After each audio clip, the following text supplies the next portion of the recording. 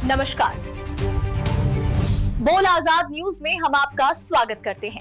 आइए देखते हैं आज के प्रमुख समाचार। नांदुरा पोलिसांची धडाकेबाज कारवाई। 3 अवैध रेती वाहतूक करणारे टिप्पर जप्त। नांदुरा परिसरात अवैध रेती वाहतुकीवर पोलिसांनी मोठी कारवाई करत 3 टिप्परांना पकडले।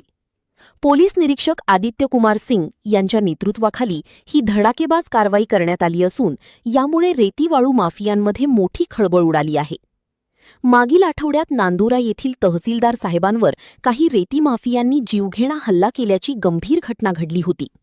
या घटनेनंतर प्रशासन आणि पोलीस यंत्रणा सतर्क झाली असून अवैध धंद्यांवर कठोर कारवाई करण्याचा इशारा देण्यात आला होता।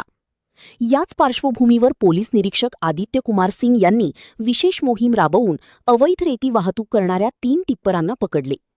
संबंधित वाहनांवर गुन्हे दाखल करण्याची प्रक्रिया सुरू असून पुढील तपासही सुरू आहे।